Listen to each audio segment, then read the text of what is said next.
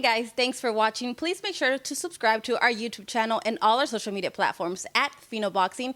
You can follow my personal social media at Adriana_sports. All Enjoy. right. Well, I want to break down the rest of the welterweight division with you. I mentioned this on social media.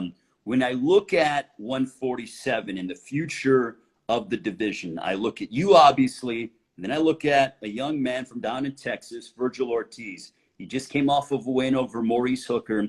What did you take away from that performance? And do you feel that you guys are destined to be on a collision course down the line? Well, I actually didn't get to see the fight at all. But most definitely, we can make that fight happen. You know, like I always say, anywhere, anytime. All they gotta do is call. I'm hungry and I'm ready for any and everybody. So, what are your thoughts on the rest of the champions? I just want to go ahead and I'm going to throw out some names for you, and you can just kind of give me your analysis and your interpretation on them. First of all, Errol Spence Jr. What's your take on Errol? Great fighter, great champion. What about Terrence Crawford? Definitely great fighter. Two great fighters. Errol Spence, Terrence Crawford, great fighters. Does that fight in your mind ever happen? Do you think that that fight happens? Crawford last week said, that fight is the ship has sailed on that. Do you think that fight happens Between them or me and them? between those two guys? Yeah. Between those, I mean, hopefully it happened, but I mean, from the looks of things, I doubt that's probably gonna happen. And if it do happen, it's probably gonna happen at 54. Okay. And you're a student of the game. So is that fight something that needs to happen for both of their legacies? I mean, at the end of the day, they both got money, they both rich, and they 9 times out of 10, they probably ain't really worrying about each other. At the end of the day, it's for the fans, and if they want to make it happen, they're gonna make it happen for the fans.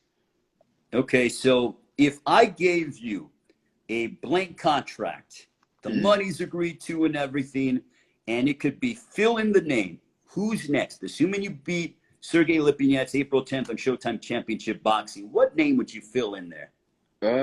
Not looking past Sergey Lipinets, and me doing my thing on April 10th and getting that knockout. But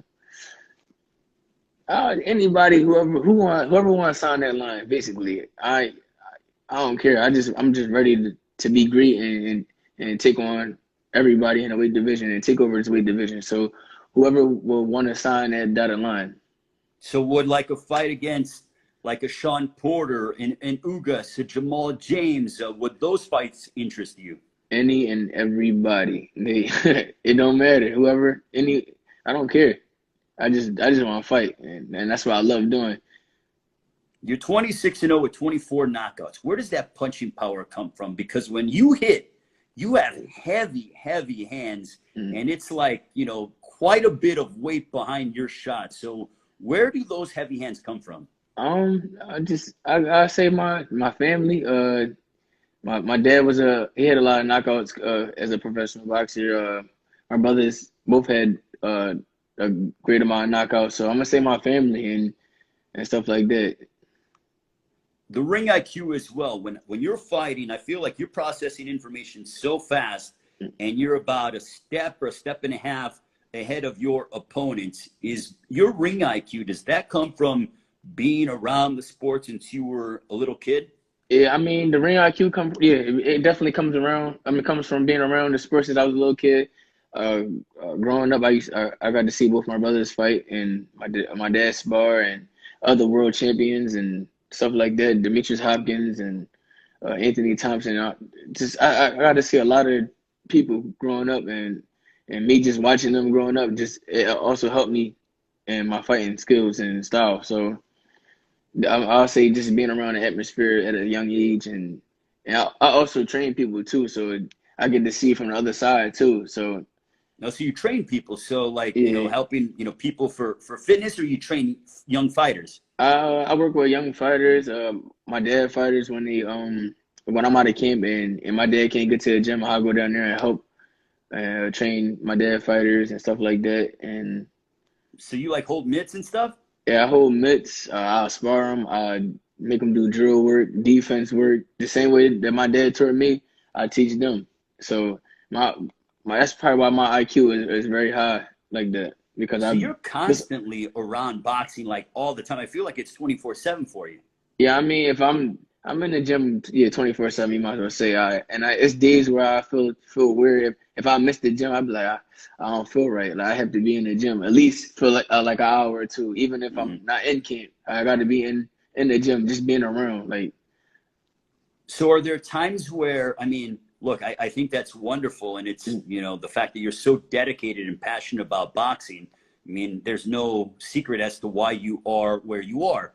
But do you get a little burnt out sometimes when you're constantly doing it nonstop? Or you just like, man, I love this. This is my life. no, I mean you can't get burnt out by something that you love, and I love this game, this sport, and it's hard to be somebody that love what they doing. And like I said, I've been around this game for a long time, and I just love being in the gym, being at fights, and watching the young fighters coming up in the amateurs, and watching the young fighters in the pros, and just stuff like that. Like I just love being around that atmosphere. So you're an East Coast guy. A couple of weeks ago, we lost one of the all-time greats, marvelous Marvin Hagler. He retired before you were even born. Yeah. And what did Marvin mean to you? And watching YouTube fights of him and really paying attention to what he was like as a prize fighter. What did Marvin Hagler mean to you?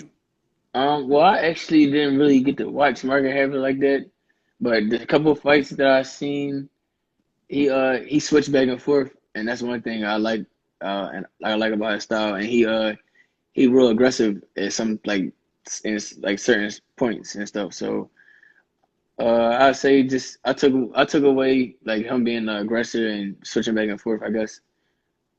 So when you switch back and forth, I mean, that's not an easy thing to do. Is it a feel thing with you? Is it like, okay, as you're in the ring and you're, of your mindset, now I'm going to switch, or is it just something that you just do and it just happens automatically? I mean, it just for me, it's just natural. Like sometimes when I be fighting, I don't even be knowing when I be switching. I just be in the moment. It's like just natural for me. So you're that dialed in with your focus that you just you just do it. And you're like, I didn't even know I switched right now.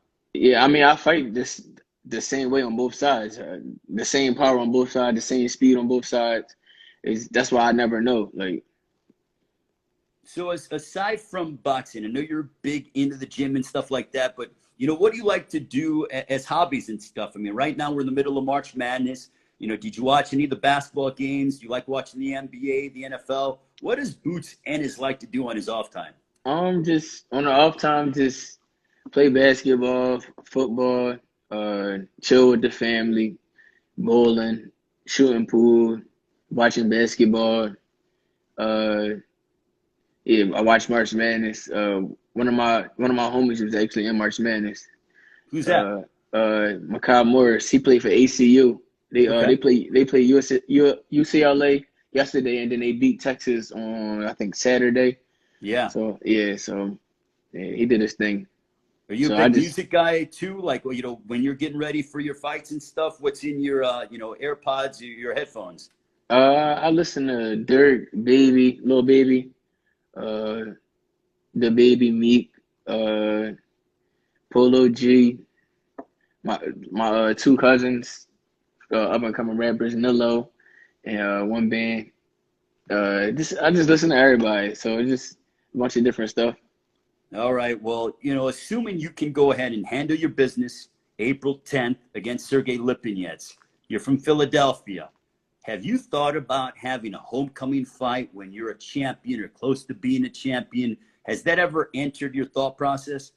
Yeah, most definitely. I love fighting at home, and after I do my thing on April 10th, we're gonna try to get one fighting at home in probably July or at the end of the year. And hopefully we can make that happen because I love fighting at home. It's nothing like fighting at home. It's the best feeling ever. A great atmosphere and it's just a different type of like energy when you fighting at home. In two of the four sanctioning bodies, you're ranked in the top 10. When you see your name there and you're like, I'm number 9 here, and I forgot, I know that you're in the top 10. I don't know exactly what your ranking is because it changes all the time, right? But is it like, okay, I'm getting closer to my final goal? Most definitely, and I feel like I'm getting closer and closer each fight.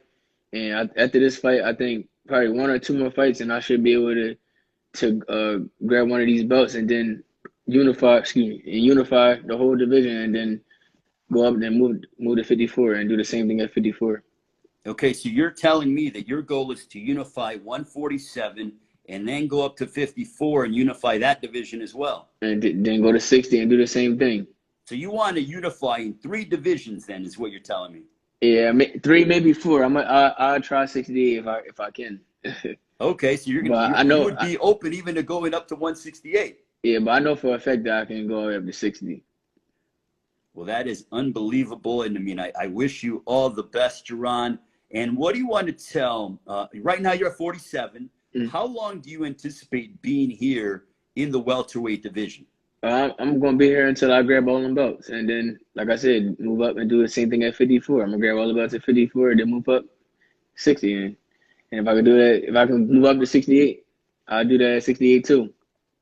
So what do you want to tell? What message do you have to the rest of the elite welterweights as you get ready for your matchup against Sergey Lipin? It's April 10th on Showtime Championship Boxing. Just make sure y'all tune in. And, I'm definitely coming. And after I do my thing on April 10th and I put on this magnificent punishing performance on April 10th and get this knockout, just know I'm coming. And I'm coming for all those belts and those top contenders. So that's your prediction for April 10th knockout? Yeah, most definitely. A punishing performance and then get the knockout. Hey, Jaron, thank you so much for joining us. Greatly appreciate it. Good luck. We'll see you at Fight Week in Connecticut. All right, thank you. I appreciate it. Jaron Ennis joining us here on Time Out.